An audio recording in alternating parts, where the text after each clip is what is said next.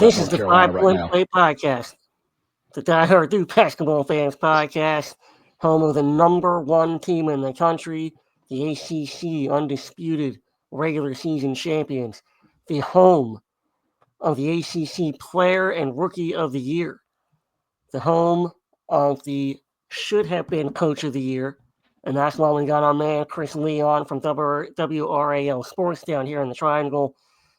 Chris, what was it, about a week or so ago, you put the what you thought was a pretty innocent tweet out there talking about the Duke tax, unquote.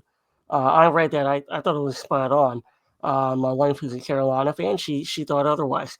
And that pretty much brings you to life down here in the Triangle. But first of all, Chris, appreciate you coming on. You know, you're a busy man, especially this time of year with NFL free agency and all the hoops going on down here. So appreciate you hopping on the 5 Point Play podcast.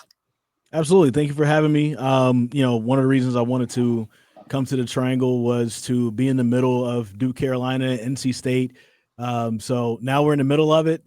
There's some controversy, and I'm just calling it how I see it right now. I think Jon Scheyer should be Coach of the Year, honestly. Amen. And that's why I put out that tweet last week, even before the Wake Forest win, even before the Carolina win, and knowing how the regular season would end. I thought then he was Coach of the Year. And I think a lot of times in the media, when folks get to voting for things, I think they go with like the easy thing. I think it's kind of like what basketball is right now, right? You guys ever watched a game and somebody has a layup right there, but then they pass it out immediately to somebody for the three? And it's like, why did you do that? Like you got 2 points right there. And I think a lot of people just, a lot of voters, folks in the media, my colleagues thought they were going to get an extra point for passing it out for the three. The layup to me is Jon Scheyer, and we can go into all of that, and the reason why. But it's I think there was a very missed opportunity not to have him. And how is Cooper Flagg not the defensive player of the year too? And like Chucky Hepburn, nothing against him. Agreed. He's a good defensive player. Chucky Hepburn's not even the best defender on this team. But anyway, we can talk about all that.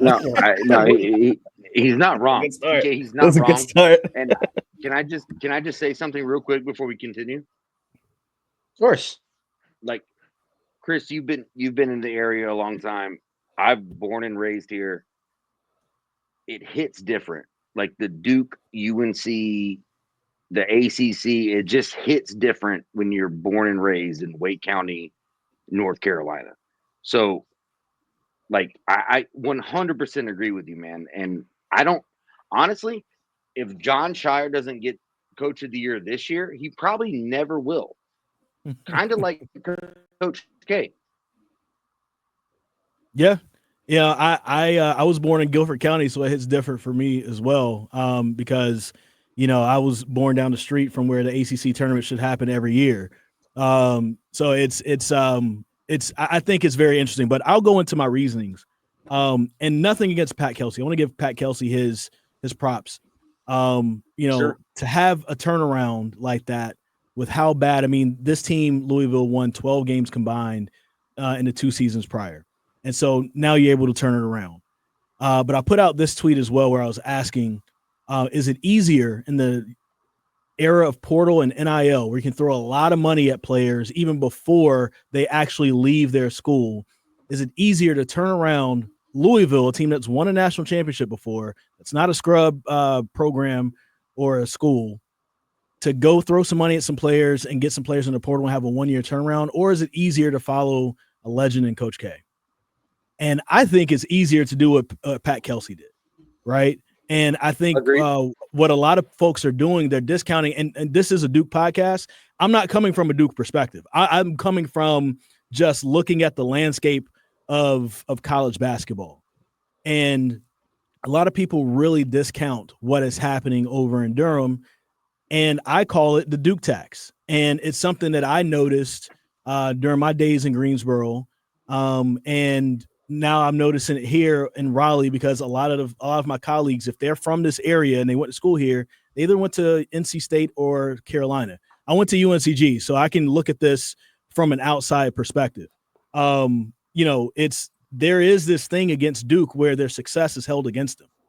Why did Coach K in the last 22 years of his career not win ACC Coach of the Year when he won national championships within that time? I think 10 ACC tournament championships and all kinds of other accolades within that same time period. And as you just said, Jon Scheyer looks like he's going to be on that same trajectory because you have the most efficient offense in college basketball in the last 25 years.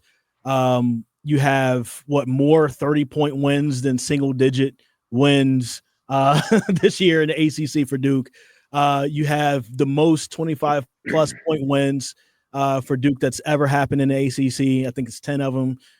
It's like all these things, all these metrics, and people take recruiting out of it. Like recruiting is not a big function of being a coach. That is a huge function of being a college coach. And one of the things I put in my column that I wrote on WRALSportsFan.com was that even Nick Saban, who's considered to be the best college football coach ever, or one of the best college football coaches ever, depending on who you talk about, he was on the Pivot podcast just in January saying, I've never learned how to coach a bad player to be good. So recruiting was a big part of his success. Even he admits that. So why are we taking recruiting out of the whole thing? And you're looking at not only a budding, really good coach, but one of the best recruiters over the last 10 years in college basketball. And you're telling him it's not fair. And I don't understand that thought process just from being a member of the media. I don't either, but let me just take it a step further. Let's say hypothetically, UNC had a bad year this year, correct? In UNC standards, they had a bad year. For their standards, they had a bad year. I think they've had an okay year. So if they go to a ACC tournament championship, regular season championship, make the Elite Eight next year, what have you, Hubert Davis is getting Coach of the Year. All day, every day. Like it's a known fact. Like that's gonna happen. I'll push back against that. I'll push back against that a little bit, and I'll say depending on what happens with NC State, because like if somebody comes in at NC State and does a similar Pat Kelsey turnaround, we'll see that happen, right? But I'll say this: even on the Carolina side of it. Like Roy Williams only won Coach of the Year twice in his 18 years at Carolina. And to me, that's a crime as well. Like you tell me Roy Williams was not Coach of the Year more than, twice during his time period. Like that should have gone between Roy and Kay pretty much most of the time while they were there together. You're not wrong. One of the things that I wanted to bring we got up. to figure out who's going to coach NC State because they need financial support, correct? They've got the financial support. They just don't put it in their basketball team. Well, yeah. Okay. So they need financial support. Yeah. Well, they found $7 million to tell Coach Keith to go. They found it. It'll be Will Wade. They give it to Dave It will be Will Dorn, Wade. He goes to the Las Vegas Bowl every year, but they won't give it to Keats. That's crazy to me. Anyway, this is a Duke podcast. We're going to carry on. So real quick, Chris, we'll open it up to everybody else. One of the things that I took away from your column and tried to expand on is that something that Rick Pitino said recently, and I know a lot of other coaches have as well, is that they just kind of stop recruiting high school players now because the game has gotten older, and so they're all going into the transfer portal looking for players that have experience, that are which is a lie, by the way, and stuff like that. And so I think that's another thing for Jon Scheyer, right? That he's doing a lot of this with 5-6 freshmen in an era where even the best coaches in the country are saying that they do not even bother recruiting high school players. And yes, we have Cooper Flagg and nobody else does. But at the same time, he was 17 years old until 2 seconds ago, and he's doing all this at 18, and he's generational. But what about the rest of them? Common Malawach, he's really young and he's really raw. He has very limited basketball skills because he's only been playing for a handful of years. John's had to mold this entire team. And when you talk about Pat Kelsey, this is not a knock on him. He had a phenomenal year. Jon Scheyer had to put together a completely new roster too. He only had 2 returners, one of which was a freshman last year. And Tyrese Proctor, who, let's be honest about it, had a very poor end of the season. That game against NC State, he didn't make a shot. So like he's had to completely rebuild, but he doesn't get any credit for it. So I kind of want to get your thoughts on that. No, you're 100% spot on, TK. That's one of those things where, like, I don't know if you ever had an argument with somebody, and after you hang up the phone, you're like, "Oh, I should have said this." I thought about that, like, when I finished writing that column, I push publish, because people also overlook the coaching job it takes to get freshmen together. Think about it. Really, what are the only national championships won by freshmen? You have 2015, and you have what was Kentucky? Was it 2012 or 13 when they did 12. it? Mm-hmm. So those are the only national championships, that we've seen where you can go get a bunch of great freshmen and they can come together and win you a national championship. AKA, it's not easy because you're taking these players who we're judging them on their potential, their ceiling, what they could possibly be, not what they are right now, and saying they're going to be this, but they're not there yet. You have other players who've been playing for 3-4 years, and now these days 5 years, because you still have some COVID holdovers, who know this game of college basketball, and that experience is amazing to have, and that's what we've seen win national championships, really, for the most part, over the last 10 years. So I think that's one of those things that people discount, is Jon Scheyer being able to take a young team. And now at this point, most of his freshmen, really besides Darren Harris, are getting, actual minutes in the game. And you have 3 that are starting for you that are, probably going to be, lottery picks. It's not a shoo-in just because they're 5 stars and they're going to be lottery picks in the NBA. It's not a shoo-in that they're going to go out there and be the best players. You still have to get the most out of those players. And also another thing from that, managing the egos that could possibly come with it, right? Like that's something that's tough too. And that's also a part of coaching. But Jon Scheyer's just not going to get credit for any of that because it's framed as if he just got handed the keys to this Ferrari, but he didn't have to do any work to upkeep it. And that's just not the case. Yeah, ask Rutgers, ask Arkansas, ask Kansas State. I mean, Kansas State spent the most money on the portal, so that's ask North Carolina. Yep, ask Carolina. Yeah, that's Pablo's favorite player, Cade Tyson. In the ACC. Yep, number 1 portal getting the ACC. Cade Tyson, best player out of the portal, right? Way overseeing James and Malik Brown and Jesus Christ, Mace. I'm sorry, I am so sorry, Mace. But yeah, man, like, nah, seriously, that's just you're exactly right. Not long after you tweeted I tweeted basically to Duke fans, we don't want Jon to win this award, because essentially what that means at this point, that just means that we've had the worst year the Duke's ever had, or that Jon Scheyer's ever had, and then that means we have to climb up again from the bottom. I'd rather us just stay good during his tenure, not have to worry about any down seasons, and just never win this stupid award, because at this point it doesn't matter. Yeah, Pat Kelsey should have won the award just from the team photo. That was terrible. I mean, Jesus Lord. That was awful. Holy shit. They didn't have matching jerseys. They had 4 different numbers. It was a mess. Oh, I agree with you, AC. I watch that video sometimes when I'm upset just to make me happy. I do agree, AC. I think it's turned from being like a person who did the best coaching job into person who turned a really crappy team into something kind of good. Surprise. People want a surprise. Right? Surprise. Yeah. And the funny thing is, when people want it for Pitt, real quick. Sorry, Jack, real quick.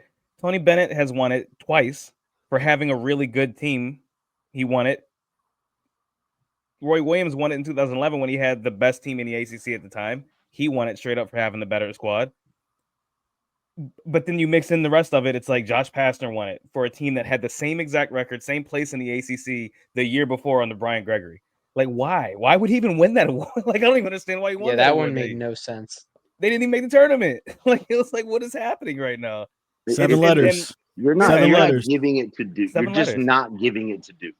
You're not, because Coach K, bottom line, from the 2015-16 season to the season he retired, Coach K didn't get a single vote until his final season. Not even a single vote. I'm not saying he didn't win the award. I'm saying he didn't get a single vote in that time frame, except for the last season, which was 19 votes, because they just gave it to him for thank you for being here. And for 4 years. and that was like a thing. Exactly. Thanks for doing what you did for fucking 38 years, right? It's wild, man. It's ridiculous. It's wild. I know. DUKETAX. It's fine though. Correct. It's like that's literally, and I feel like as a member of the media, it was partly my responsibility to call it out because I just don't understand why the rules are different for one side than the other. And if we're going to talk about recruiting, like it's not like Pat Kelsey had a bad recruiting year and just won with a bunch of scrubs. Like these are a lot of all conference players from their former teams. And, these aren't scrubs that he picked up. I mean, these are really, really good players that he picked up in the portal that a lot of other teams probably really could have used this year that he was able to do. And here's another thing I don't think people are really talking about either. And again, this is nothing against Pat Kelsey. This isn't, me versus Pat Kelsey. This is more so about why I feel like Jon Scheyer should have won. Jon Scheyer's in his third year being a head coach. Pat Kelsey's in his 13th, right? So are you also telling me that the experience is also not a factor when it comes down to what Pat Kelsey is able to do? He's been around the ringer, but when it comes down to Duke, it's like, oh, they've been around the ringer, so that's okay. But this man's only his third year being a head coach, and now he's in his second year of having an undefeated season at home, and you're going to count this against him? Like he's new to this. Man's only 37 years old. And so like I don't understand how people don't look at it fairly on each side. Now honestly, if Duke went 15-5 this year, if some of their offensive metrics aren't as high or whatever, but they're still a really good team, then yes, this is Pat Kelsey's award. So again, this is nothing against Pat Kelsey, but we're literally seeing something that we haven't seen before. But because they wear royal blue and they're in Durham and it's a private school and people secretly hate on them and things like that, then we're just going to be like, it doesn't matter. Let's give it to this other guy over here. If this was a conversation between Brad Brownell and Jon Scheyer, I could get with it. You know what I'm saying? Like I could Brad Brownell, but the Pat Kelsey thing, nah, dude. You caught lightning in a bottle for one season. You played a down ACC schedule by every metric, every whatever you want to call it. But if it was Pat Kelsey versus Brad Brownell, I could give you that. But I would give it to Kelsey over Brownell, honestly. I'd give it really? I'd rank Kelsey over Brownell, honestly. Like to me, it's Scheyer, Kelsey, and Brownell. Because it's again, and I'm not saying he didn't do a good job. It's just, but if I just rank the hierarchy of, like, again, Pat Kelsey did a great job. I'm not hating on him at all. He just happened to do it in a season where Jon Scheyer's having a historical year that we've never seen before. So I think you got to reward somebody for that.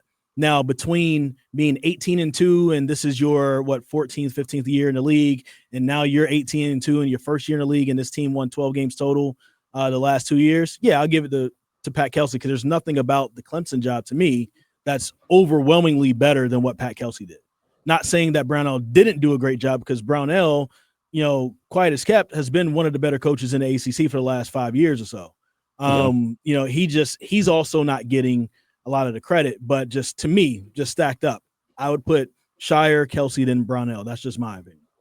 Yeah, and I think that's fair. And I don't think that this is a to reiterate what you're saying is that we're not being negative toward Kelsey. That's not what we're doing. We're just trying to point out what most people refuse to look at, which is the historical nature of what this season is for Duke. And to be able to put all of these different pieces together, and I love the ego part that you brought up, because for the first, 5, 6, 7, 8 games, Isaiah Evans wasn't even getting off the bench. And when we lost to Kentucky, when we lost to Kansas, Isaiah Evans doesn't even play, not a single second. And so that's a big ego. If you watch Slim play, that's a big ego. You have to manage that. And to be able to do that and get all these guys to buy in, that's a hell of a coaching job. And the fact that his number one assistant just got another big time job, that's another credit to you. At 37 years old, within the same conference, by the way. That's another, a hat tip to him. But kind of switching gears to, discuss some of the Player of the Year and all ACC awards. Did you have a ballot for all ACC? I assume you did, right? Not right. Not for this one. I do normally have a ballot for preseason awards, but I didn't have one for this one. But I definitely would have had Cooper Flagg as the defensive player of the year. All the metrics support it. The eye test supports it. The tape supports it. I think that's also another thing of the Duke tax where it's like he can't be player of the year and rookie of the year and defensive player of the year. Right. Actually, he can. He actually can. And if it is him, you should give it to him. And as I said earlier, like Chucky Hepburn is not the best defender on his team. That's Terrence Edwards. So I don't understand even what that is either. And but hey, people wanted to give Louisville some shine. They gave them some shine. But I also think that, if you hate Duke so much, don't give them so much ammo right before March Madness, because you can't tell me they're going to act like they don't care, when they're talking to us. But that they're competitors. That those guys are stewing over this. Like, what? They're greedy. They're greedy, man. Like, what? Are you serious? Yeah. So, I mean, yeah. Any motivation you give this squad, yeah. Green basketball team. Yeah.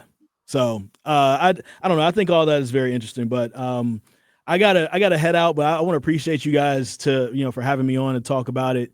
So just really quick, if people want to go to WRL, you got it right there, WRLsportsfan.com. You'll find Panthers Playbook. I talk about the Carolina Panthers all the time, and also have a lot of other things that's there. So watch WRL if you're in Raleigh, or in the Raleigh area. So Chris, we really appreciate that. Yeah, what's up? Real quick, I don't want to interrupt you, but did you not do the game where Duke played Central back in the day? That you covered that, like not covered that, but you did like a spot over that. I mean, we've talked about it on radio, but what I did do, I had a documentary on something called Ghosts in the Stadium. It wasn't on Central, but there we go. It was that was discussing the racial histories of different stadium sites, including Carter Finley Stadium, including Kenan Stadium, Bank of America Stadium where the Panthers play, and Clemson Memorial Stadium. So that's also out there as well. That was great. I've seen them. I've watched them, listened to it. I hear you on Adam Goller all the time. Good stuff, man. Thank you. I appreciate you guys. Always a fan. Always a fan. Are we gonna see you back in the ring one day, Chris? That's possible, but I am a part of one more thing to plug. I am a part of Ashe Wrestling. It's spelled ASE Wrestling. It's a Black-owned wrestling organization out of Charlotte.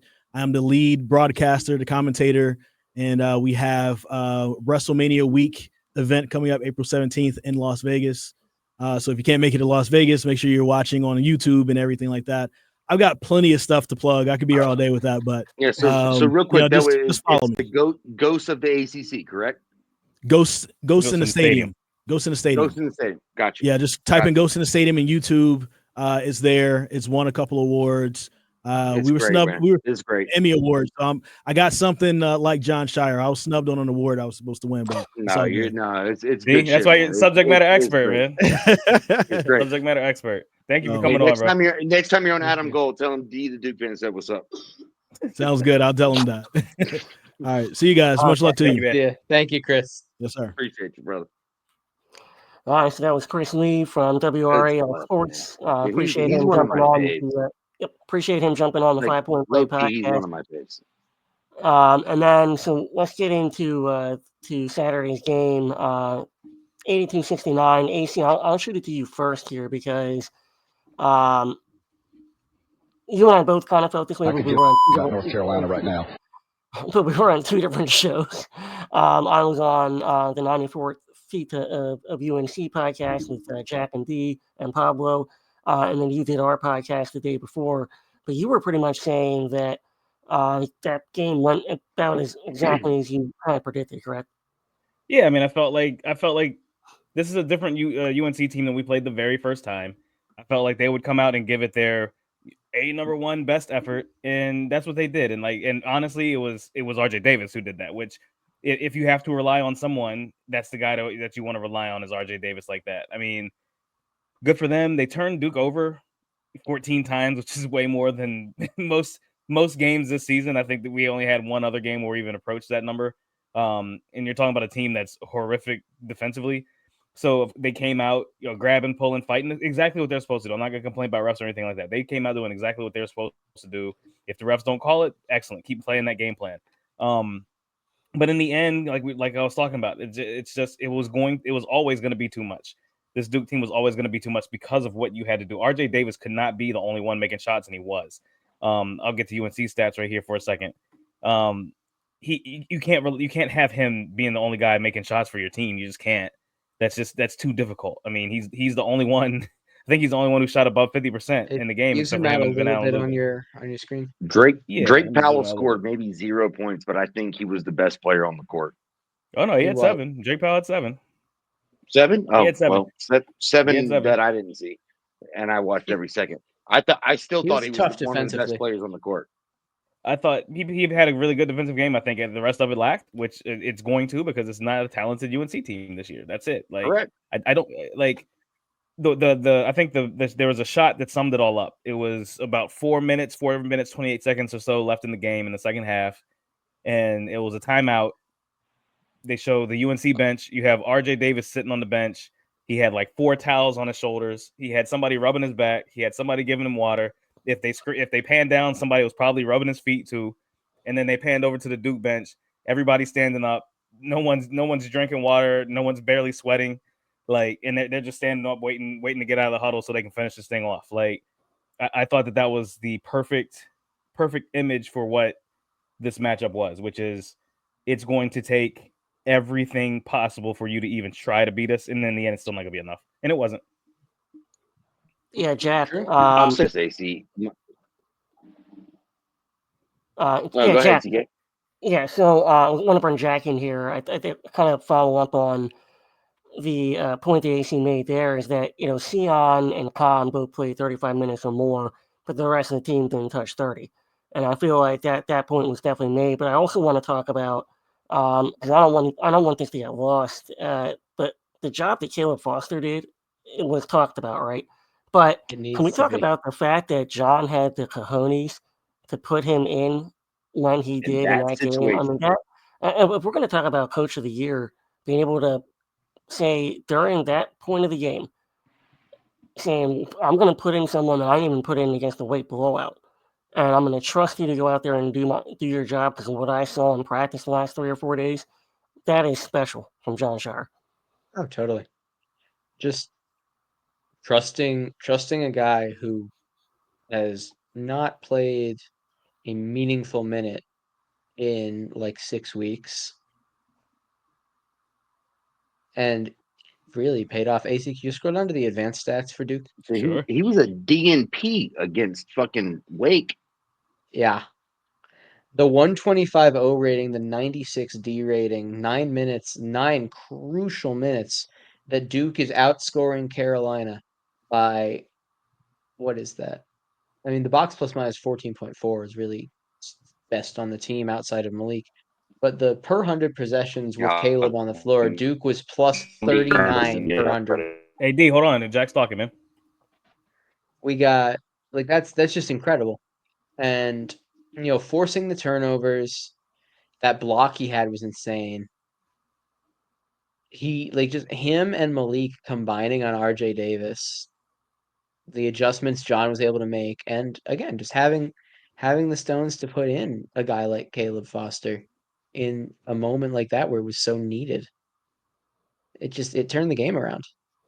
Yeah, I thought the best play that Caleb had was that tip out that led to the Sion breakaway, or not even breakaway. I mean, he basically had to beat 2 guys to finish that play, but just the effort and the hustle, that probably doesn't show up in the box score, right? But the fact that he's doing that when he could easily pout, he could easily have just tapped it in, but he came out there alone when he, should have had an N1 and had a really tough finish. my favorite part about that was him flexing toward his bench, being like, I'm still here. I still got you guys. That's kind of the stuff that we're talking about with this team that, yeah, we're really competitive, but like we have a bunch of guys that are bought the hell in. And I just think that that's really, really special. And that's something that, again, I want to keep coming back to this Jon Scheyer thing. Like he's built that for this team and for this program. It's a reflection of him. And I think that that's why, as we look at highlights here, that's why he probably deserves the coach of the year. And I should probably take probably out of it. But yeah, D, I mean, when you watch this game and watch the different players that stepped up, especially after Cooper went out in the first half. He went out in the first half with 2 fouls and Duke was up 5. He comes back in and Duke's up 11. I mean, that just goes to show you the type of players that we have on this team that says, okay, our best player is out, we're going to pick you up. Yeah, I listen to sports radio all day, every day while I'm riding around and working or whatever. But and they always talk about is Coop doing too much? Is this team too reliant on Cooper? Is this, that, and the other? No. And that UNC game proved it. That UNC game proved it. Malik, 2 big threes. Caleb Foster coming off the bench after a DNP and barely touching the floor for the past 9 games, came in with a big and one flexing on people. Like, I mean, this Duke team is destined for greatness, man. I don't like it's gonna, and I tell friends and family that I talk to every day, like it is gonna take an astronomical amount of effort to beat this Duke team. They average 83, 84 points a game, I think it is, so somewhere around there. I know it's over 80. And AC, how many times have I talked about over the years? If Duke scores 80, they win. And so it's like you really got to tip your hat to Jon, and you got to tip your hat to the dudes who are coming in here who could have been the number 1 anywhere else in the country, but they wanted to be a part of something great. And now here you are on ESPN every day. People talking about you every day. Like that's, and I think to what Chris was saying earlier, that should go into Coach of the Year, right? Like how do you mesh all of these top 5, lottery pick type talents into being a cohesive unit? That's coaching. That doesn't happen by accident. That's not accidental. So I'm just I am as impressed as I was looking forward to this season, if that makes sense. You know what I'm saying? Like I knew how good we could be, but after seeing it, I'm like, holy shit, I didn't think we would be this good. If that makes sense. Yeah, AC. I'm in the same boat, D. Yeah, I mean, I thought we'd be pretty damn good. I mean, that's why I predicted us to be like 36-4, but I hope I'm wrong. That's for damn sure. I hope I'm exactly 37-3. But AC, I wanted to bring you in on this as we're watching the highlights again. And I'm just kind of a playful jab here because you forgot Mason Gillis, but he did a couple big threes, and I think he predicted that too. Yeah, he hit that corner 3 for us. I think he had a couple other attempted shots. Honestly, he really didn't play that much in the bulk of the comeback minutes in the second half. It was really funny actually. At the end of the first half, I say it's funny. It's not really funny. You can tell we're still working out some bugs with end of clock situations, like end of game clock situations. Because at the end of the second half, Jon wanted him to roll the ball in, so we had a shot down on the other end. He ended up doing a chest pass, and Jon was furious on the sideline, mad. And then May sat a big chunk of that second half. Maybe because of that, maybe not. Maybe just because of the way the team was playing on the floor and they didn't need him. But that's just one of those things, man. But like, as you see right there, he's still hyped for a squad and everything. But yeah, no. In the first half, especially when we had the lead, extending the lead with that corner 3 that he had, I think he had a drive with a pump fake again as usual.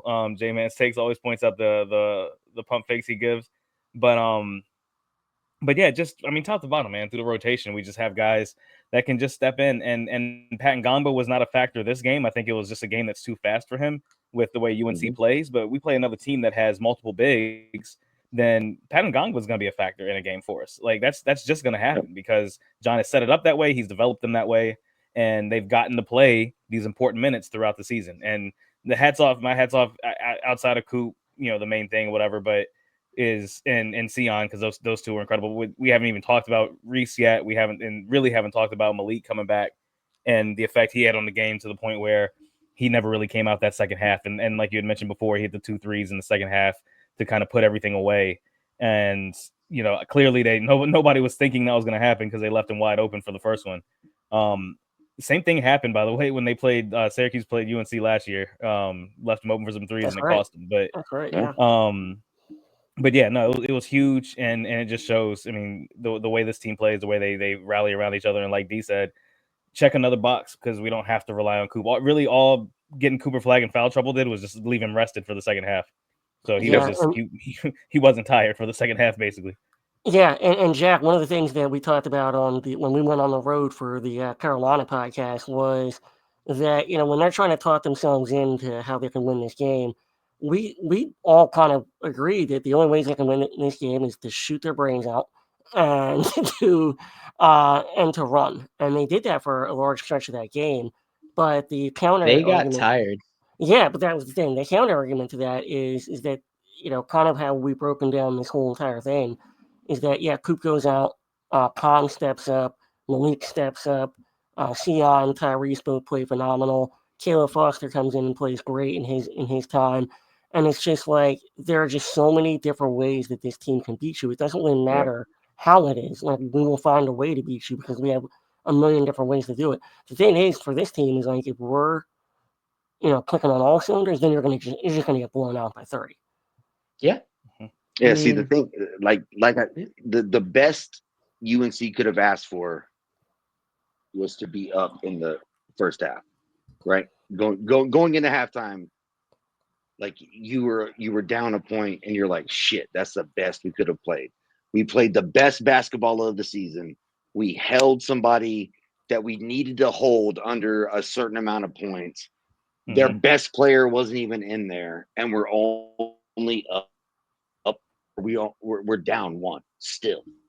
Like that's got to be defeating. I don't give a shit what Hubert Davis or the coaching staff said in the locker room. That's got to be defeating at some point.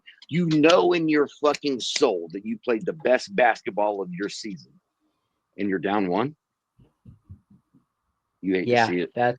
It's not even an indictment on Carolina. That's just how good it's not, dude. It's not.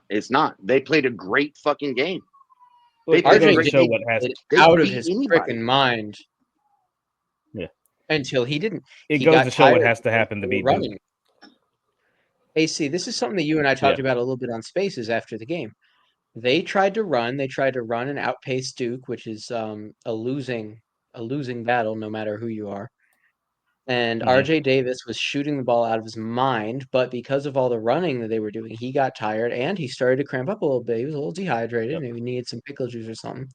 But that took him out of him having to come out and deal with that, cooled him off. He needed to make another shot after getting pulled out. Yeah, if we can kind of go not Coach's Corner fully, but like talk about kind of how we talk about things on Coach's Corner. One of the things I love seeing, number one, I honestly thought in the beginning of the game, Duke did more running than UNC. I think UNC tried to be measured. I think they tried to run Duke late into the clock. I think they tried to slow things down a little bit just to get RJ touches. And that kind of that kept them in the game when they were hitting shots. And then when they stopped hitting shots, that's when they had the result to the old UNC's got to go run. And one of the awesome things that I saw seeing James do, every time either he was near the basket or hit his own shot, or he was near the basket and somebody else hit a shot, when the ball came through the net, he wouldn't let UNC grab it. He grabbed it and he would throw it to the ref. Subtle move, that's really smart. But that kept them from sprinting the way they like to do after made buckets. Yeah, you set your defense. That was one of those. That's one of those like veteran things that you can't understate that. But and one of the things we did the entire second half, RJ Davis ran through no less than 3 screens every defensive possession, and I can't tell you as a player how deflating that is to have to do that. And then you have to you're expected on the other side, because a lot of times coaches will be like, all right, rest on the offensive side. You can if you're RJ Davis. You cannot rest. Like, you have to hit every shot you take. And that's just it sucks, man. It sucks to have to play defense like that and then go to the other side and have to then carry your team on the other. They had no shot unless their other dudes were hitting their buckets, and they just weren't. I think was he the only one in double? It was he and Lubin were the only two in double digits, right? No one else of my had more best than friends. 7, One of my best friends is a Carolina fan, big Carolina guy. I'm so sorry, dude. No, he's a good dude. I said the only way Carolina has a chance, they need to shoot 49% from 3, and they need to shoot 39 of them.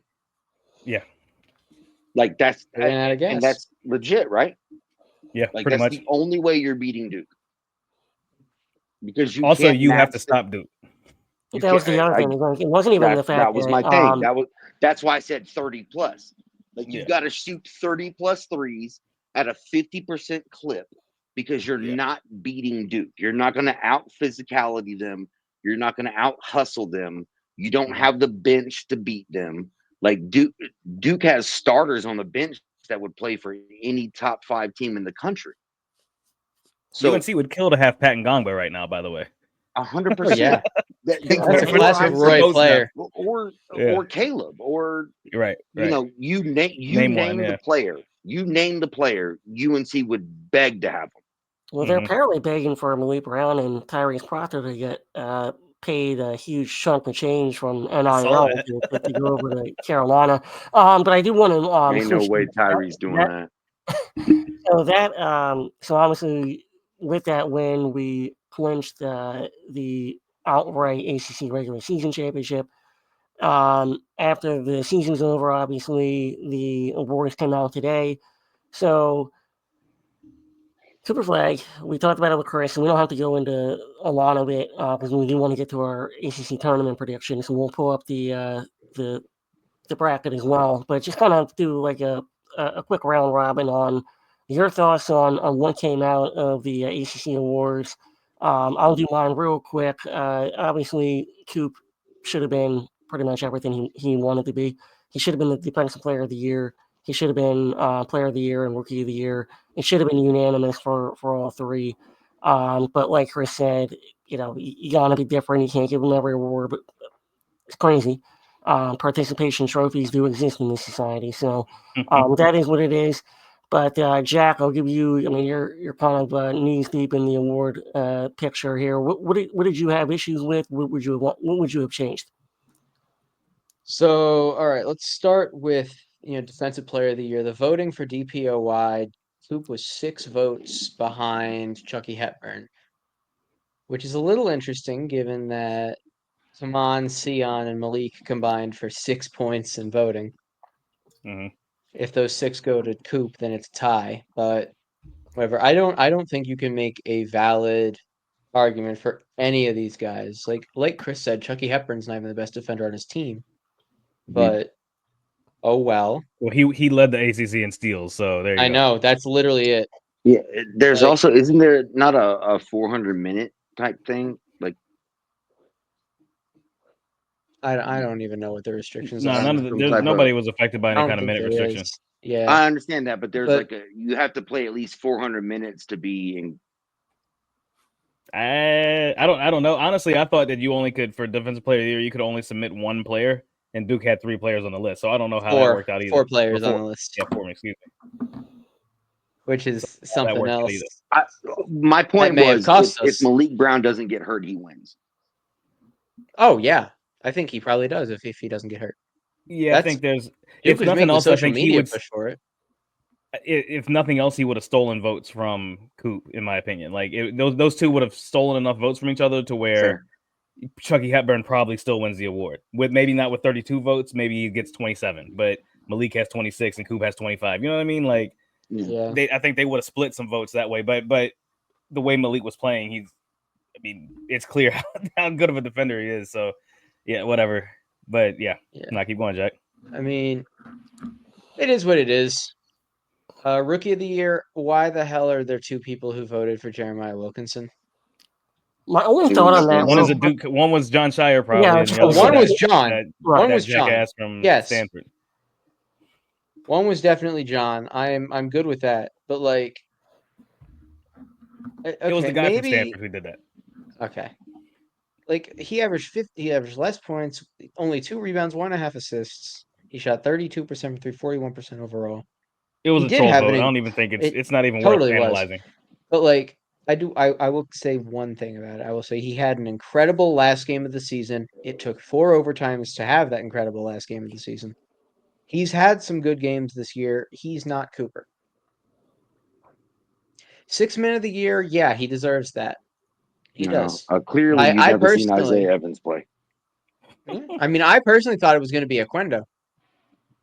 I did too. That was my prediction. We this morning in our group text, we all shout out to projected SMU, man. our awards and SMU all has that. done wonders in the ACC. They are They so have happy to between be here. football, They basketball. are so happy to be here. Seriously, like I'm happy for them. I think I'm surprised Isaiah only got 9 votes for 6th man, but it is what it is. Jay Blake's, I really thought he deserved most improved player. I thought that was a robbery. 100%. I thought that was a The robbery. West Coast Duke tax. Yeah, I thought that's the West Coast tax right there. I thought that was a robbery, man, because he had the nation's highest points per game increase. He went from what, like 1.5 or 2 points per game last year with Duke Yeah, to something like that. to 30 32. or 15, whatever it was. I mean, Donald Hand Jr., he did have a pretty massive jump. He went from 5 points to 15.5. And yes, I cannot say he is not a deserving candidate, but Jalen Blake's, I think, it might be the Duke bias here, but I think Jalen Blake's deserves it more. Also, Tyrese got a vote. Shout out Tyrese. He did improve. He did. Someone recognized it. We already talked about Coach of the Year at length. Yeah, what they put 6 on the all defensive team. Yeah, it was a tie between Sion and Zach Austin for the all defensive 5th spot. Again, all these guys are deserving. I am shocked that Coop wasn't unanimous. Are you? Absolutely. For all defense? Are you? Yes. At this point. Come on, I don't think we man. can be shocked by ACC voters You at can't this be point. shocked. I'm shocked that he only has 2 more points than Jaden Zachary. Okay. Is that better? Yeah, I guess. I'm I mean, not one person left Concanipple off their ballot for the all rookie team. Like what? What are we doing? Like what are we doing? Coop was unanimous for all rookie. Ian Jackson, like my all rookie team was basically this. We again something we put in our group chat. I put Evans. Ian Jackson went ghost for 11 games and wasn't even injured, by the way.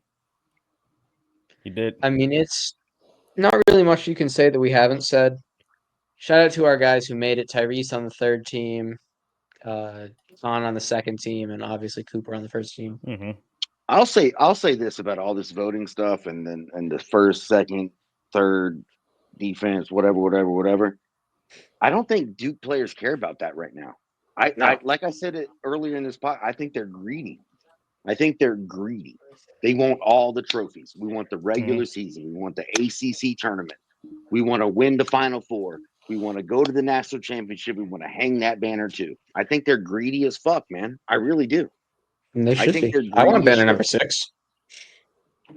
I think the other thing though with this team though is that they are so competitive, and they're like the Jordan, the Kobe, Tiger Woods, whoever, where it only takes a little bit to motivate them and to give them a chip on their shoulder, and this is enough material for them to last them through April, and I will take it. Like, I want to play for my coach. We can't win without Jay Lucas. I want to play for that. So-and-so didn't get what they should have gotten. I'm going to play for that. Like, there's so much bulletin board material at this point. The more the merrier. Bring it. Yeah.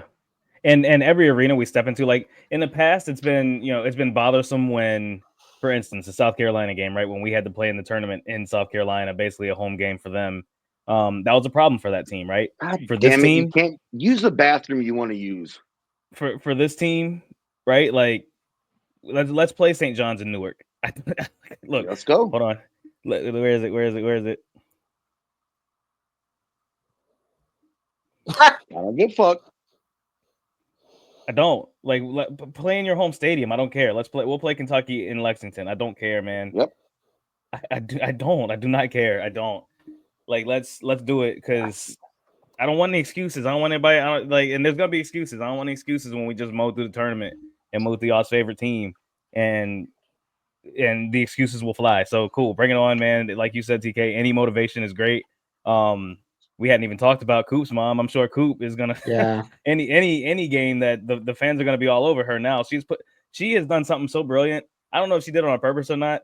She might have. Yeah, I would not put it past Kelly Flagg to have done this on purpose, but she is taking a bullseye kind of off Coop and put it on herself in a way that is going to motivate him, because the minute he hears somebody saying something sideways to his mom in the stands, he's going nuts. Like, it's over. Like, if he wasn't already to a 10, like, he'll be at 13. You don't talk about mom. Yeah. No. So she did something, I think. I swear to God, she did something with that, man. I'm gonna put shout out to Dante Harvey had this up first. Go follow him. He's been doing some great stuff on Twitter. But I swear, dog, she painted a bullseye on her, and I swear it was on purpose.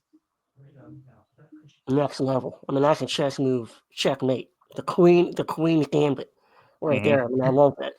All right, so I do want to get to the brackets too. I mean, while we're looking at the tweet. So after we do that, AC, let's go ahead and take a look at the brackets. So, just from the Duke standpoint, we're going to play the winner of I Don't Give a Fuck versus I Don't Give a Shit, Georgia Tech and Virginia. So that game will be on noon on Thursday. Semifinals we play Friday 7, and then we win the championship Saturday 8:30. Now let's just take a look and see who we're playing in each of those, and we'll kind of break them down. Yeah. There we go. Because again, I just want to kind of fast forward a little bit, just for the sake of time. I don't think anybody gives a shit who we play. I'll pick if you guys say it's definitely going to be this team. I'll believe you. But I think, is there anybody? We're going to play Auburn in the ACC championship game. All right, so let's just say that we play one of these two teams. I think we win that game by 25 points, and then we move on. Better. Carolina is going to play Wake Forest. Maybe. I'm not even sure that they do. I think they might be cooked after they gave everything that they had. Their season's done. I think they might be cooked, and then they lose to Pitt. Oof. Cable's going to be out for blood. And didn't they lose to Pitt this year already anyway? I thought they split. Didn't they split? What's up, D? Yeah. Away? Georgia Tech is no slouch. Georgia Tech has beaten Louisville and Clemson on their home court, correct? Yep. Yeah. Georgia Tech is the only team not named Louisville or Clemson that beat Louisville or Clemson this year. And Duke, obviously. But seriously, taking out the games that the top three teams. I think Georgia Tech's legit. Like, I think they're pretty good. That's a team that plays up and down to their competition. So yes. I could see Tech on a neutral court playing a good game to start. I just don't see, again, just like UNC, I don't see them sustaining it. I'm not saying if I may really quickly, Georgia Tech's a legit basketball squad. Sure. Really quick, I want to agree with D. I want to say, I guess, clarify what I was saying a minute ago. So the top three teams, Duke, Louisville, and Clemson, if you take out the games they played against each other, they are 57-2 against the rest of the ACC. Both of those losses were to Georgia Tech. Yep. All right.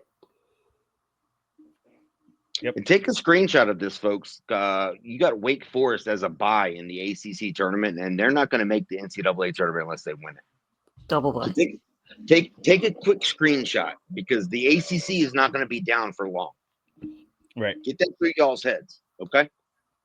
This is going to be a gauntlet going forward. It's going to be a mess moving forward, because there's a lot of good coaches. There's a lot of good teams in this conference.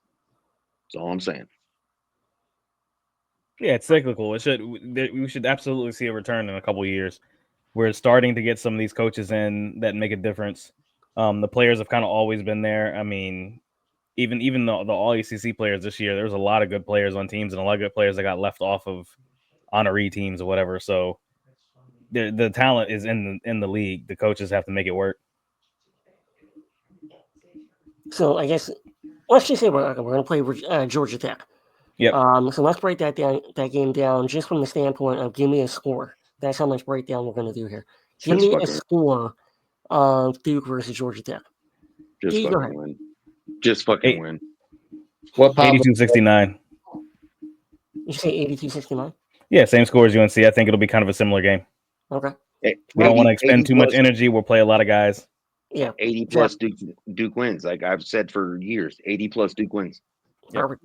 All right, Jeff. 84-58. Yeah, I like that. I'll be 80. First game. So I'll go 81-56. That'll be my score. Who do we play after that then? Like, where do we? Let's just kind of do that bracket there real quick. I think Pitt beats Notre Dame. We don't have to spend any time on that. North Carolina, Pitt. I think that North Carolina will win, but it wouldn't shock me if Pitt beats them. UNC's going to beat. I think Pitt. Notre Dame is going to beat Pitt. That's fine. I think I don't care who wins that game because I think we're getting Wake Forest. Yep, agreed. I do too. So if we think Wake Forest is going to shoehorn themselves out, then that's great. Yeah. So Duke, Wake Forest, part 3.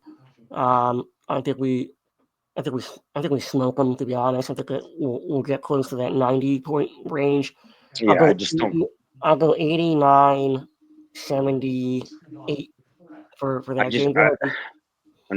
I agree, TK. I just don't think Wake Forest has enough bench talent. Like, I mean, they've got so many injuries, and I know everybody's got injuries going around, but I mean, we're talking like 4 quality dudes who are out for the year for Wake Forest.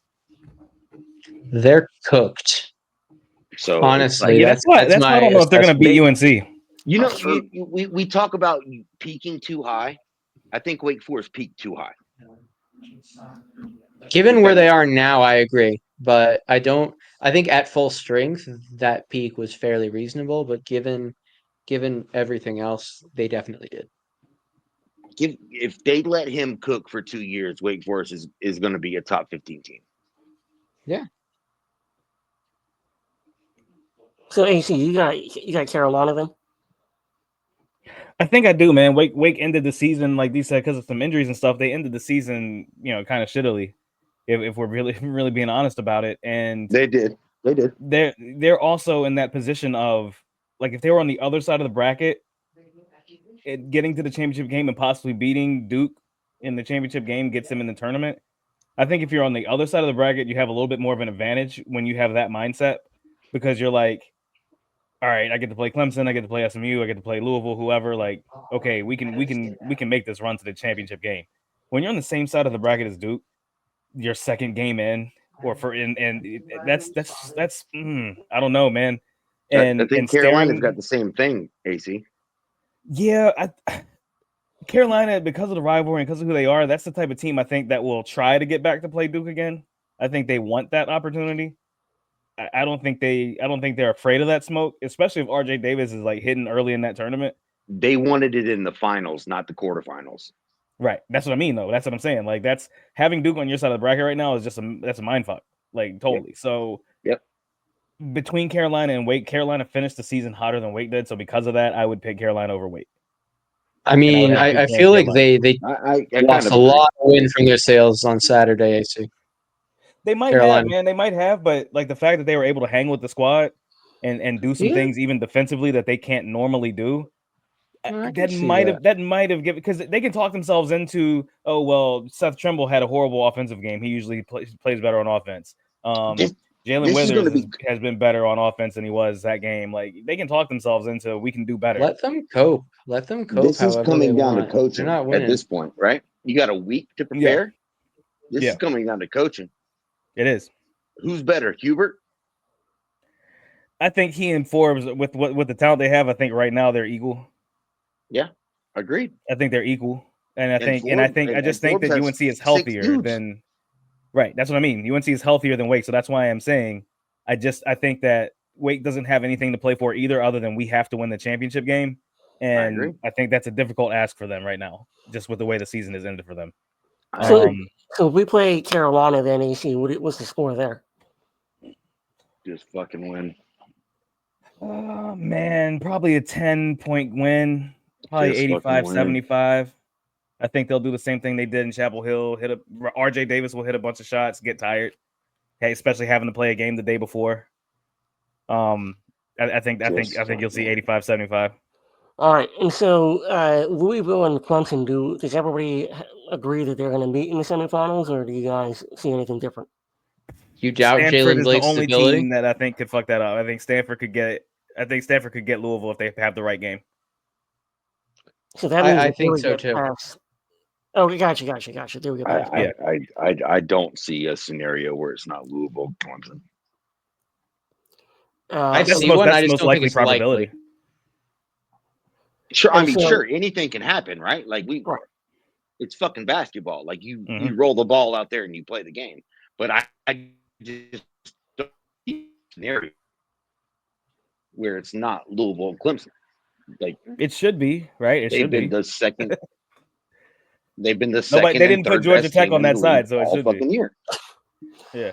True. All right. So Louisville and Clemson. Who do you guys see winning that game? I think Clemson wins that game. I think they're really, really good, and they're definitely a Final Flip a Four coin. type contender. I don't think it's a flip a coin. I think Clemson beats them by 10. I think it's Clemson. I think Clemson's is a legit Final Four contender. Like I Yeah. really, really do. I don't know if I go I'm that not- far, but I see them I in the do. Elite Eight. I do. Listen, I'm not gonna get up here on my soapbox and talk about how good Clemson is and how good Brownell is, but I will get on a soapbox right now and talk about how good Clemson is and how good Brownell is, because I really think for real, like all jokes aside, I really think they're that fucking good, man. I really, really do. I love their bench. I love the way they play inside and out. Like we've been begging Duke to play. They play inside out. I mean, like that's.